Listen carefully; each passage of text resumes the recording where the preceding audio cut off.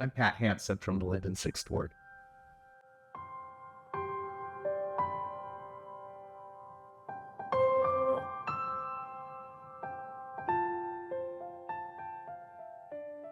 My temple story actually starts like 30 years ago when the Mount Timpanogos Temple was being built.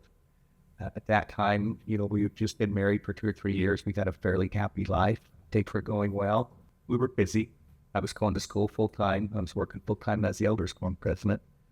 So life was a little bit busy, but we were all excited for the temple to come. Then we had our second child was Clark, and he had some disabilities. He had Down syndrome, and he had a heart problem at the time. And so life got a little bit difficult. And I remember coming home from the hospital, a little bit vulnerable here, and my wife was in the hospital. Clark was up at Primary Children's Hospital. I come home to an empty house. This is Brian, and was over at my mother-in-law's. And really talking and wrestling with the Lord about what was going on because I didn't understand. And so it was challenging time in our life. But on top of that, we were excited for the temple to be built.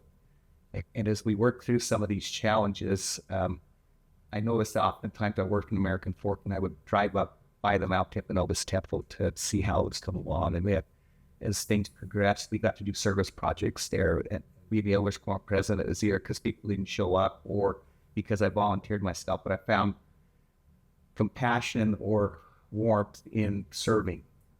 And so I found myself up at the temple many times, whether it was just planting flowers, whether it was up there ushering, different things like that for the open house. So we're really excited about that. And so as we worked through the challenges of Clark and trying to understand it, really, it was difficult because I was blaming myself. Was it something I did? Was it something I should be doing better? Why is this challenging in my life?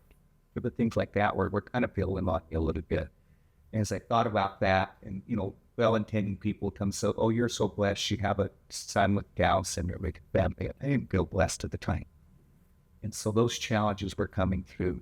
I remember going up to the open house and going through, and I love the architecture of the temple. I always have, no matter which temple it is. I love to see the details. I love to see the windows. I love to see the architectural features, the fine cabinetry work they do, and all of the moldings and things like that. Just absolutely loved it. I remember being at the open house, feeling of that spirit there, feeling a little peace in my life, and looking out for all the different things. And we all feel that. And as the Lindon Temple comes out, we're all going to feel that as well.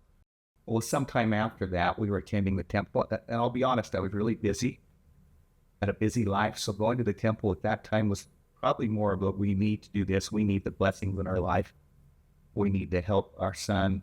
And so we were really doing it, at least I was, I can't speak for my wife. I was doing it as more of a, I need to do this because it's what I've been asked to do. So my heart maybe wasn't 100%, but I remember I walked in and we sat down, and I sat down in the chapel.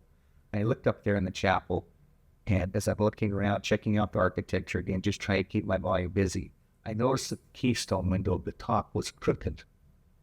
It was just set to one side just a little bit. I remember looking at that and actually just getting frustrated with this. All the beautiful work. And I used to work at Jones Paint and Glass. I put in windows. And whoever the glazer was with that window, it just didn't do his job right. How could that be? We're in the temple. All the rest of it's perfect. And I'd go through the session, but that was always on my mind.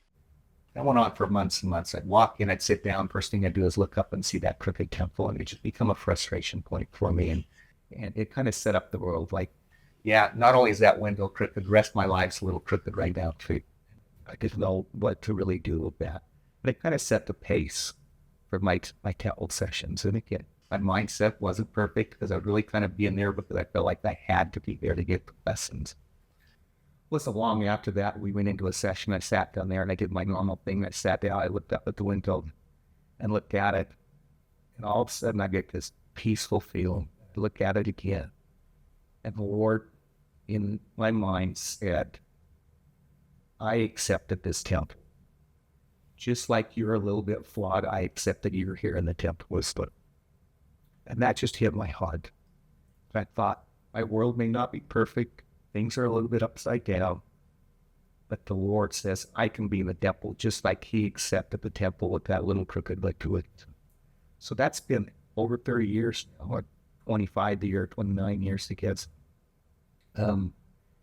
that still sets the pace for my attendance at the temple, because now I walk into the temple, I sit down in the chapel, I look up and I see that message. The Lord accepts me, just like he accepted this temple with its little flaws and little imperfections. In his house, I feel acceptance.